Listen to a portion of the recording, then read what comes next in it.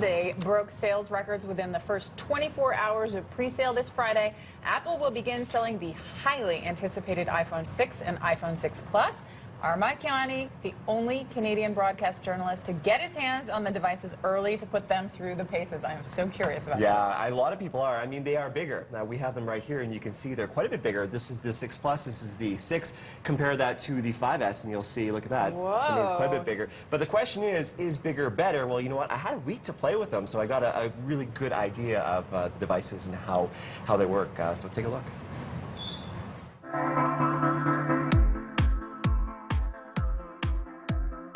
It is without a doubt the sleekest iPhone to date. Its curved glass edges, its ultra-thin design. Both the iPhone 6 and the iPhone 6 Plus feel dramatically different, more elegant in your hands. Both boast a larger display. The iPhone 6 Plus at 5.5 inches, the iPhone 6 4.7 inches. That extra real estate proves useful. Web pages are easier to browse. There's a larger keyboard to type on.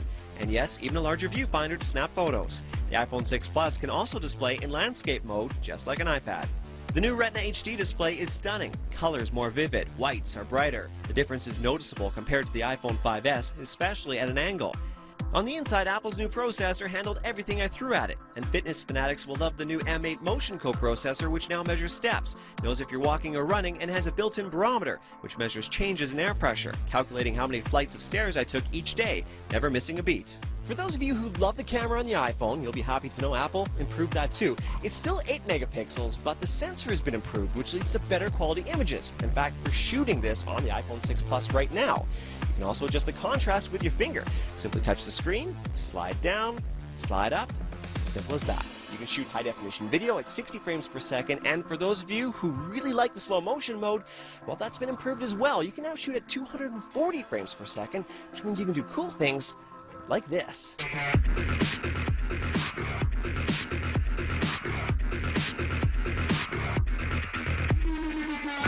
The camera also has a new time-lapse mode and larger aperture, perfect for snapping photos in low light. But the coolest feature is one that's completely hidden. Along the top of the phone is a near-field communication sensor, which will enable Apple Pay, a service where you walk up to a cash register at select stores, tap your iPhone, and walk out. No cash or credit cards. Unfortunately, that feature will go unused by Canadians. There's no word on when Apple Pay will launch in Canada. And for those holding out hope for a vastly improved battery, while your iPhone 6 and iPhone 6 Plus will certainly get you through the day, heavy users will still need to charge each and every night. And yes, the new iPhones can get pricey, especially if you go for the highly anticipated 128 gig iPhone 6 Plus model.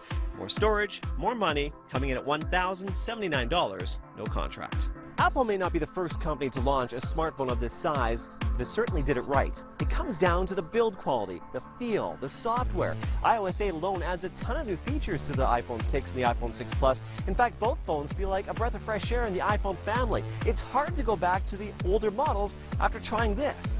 It's true, the iPhone 6 Plus might be a little bit too big for one-handed use for some people, but for those people, well, you can always get the smaller iPhone 6.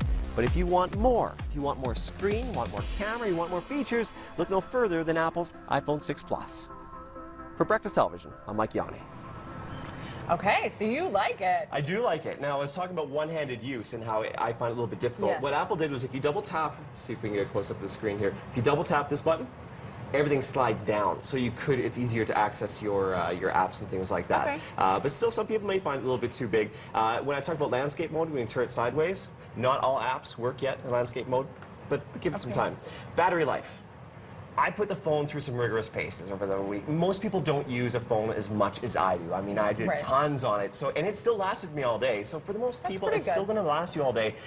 But mine only, I had to charge it every night because I really put it to the test. Most people expect it to charge overnight. Exactly, yeah. exactly. And when I talk about contract pricing, yes, $1,079 for the highest model possible is expensive. But if you want to get around that, get it with a contract.